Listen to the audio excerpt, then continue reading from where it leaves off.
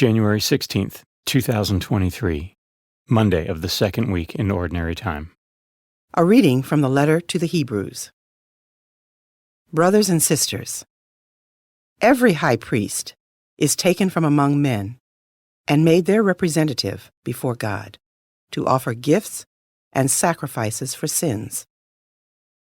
He is able to deal patiently with the ignorant and erring, for he himself is beset by weakness, and so, for this reason, must make sin offerings for himself as well as for the people. No one takes this honor upon himself, but only when called by God, just as Aaron was. In the same way, it was not Christ who glorified himself in becoming high priest, but rather the one who said to him, "You are my son. This day I have begotten you." Just as he says in another place, "You are a priest forever, according to the order of Melchizedek."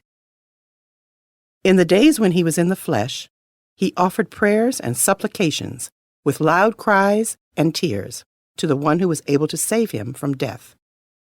And he was heard because of his reverence.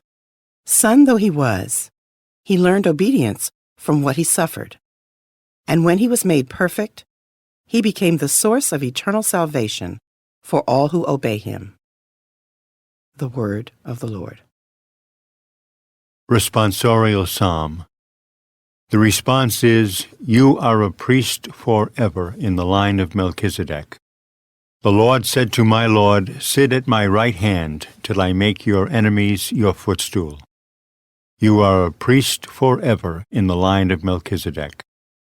The scepter of your power the Lord will stretch forth from Zion. Rule in the midst of your enemies. You are a priest forever in the line of Melchizedek.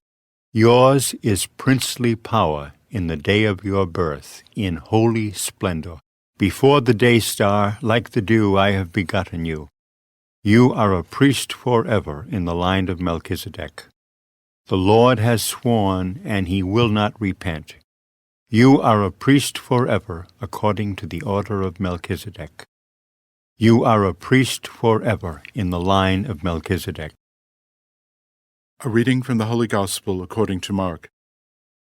The disciples of John and of the Pharisees were accustomed to fast. People came to Jesus and objected, "Why do the disciples of John and the disciples of the Pharisees fast, but your disciples do not fast?" Jesus answered them, "Can the wedding guests fast while the bridegroom is with them? As long as they have the bridegroom with them, they cannot fast. But the days will come when the bridegroom is taken away from them, and then they will fast on that day. No one sews a piece of unshrunken cloth on an old cloak. If he does, its fullness pulls away, the new from the old, and the tear gets worse.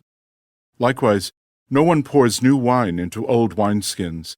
Otherwise, the wine will burst the skins, and both the wine and the skins are ruined. Rather, new wine is poured into fresh wineskins." The Gospel of the Lord.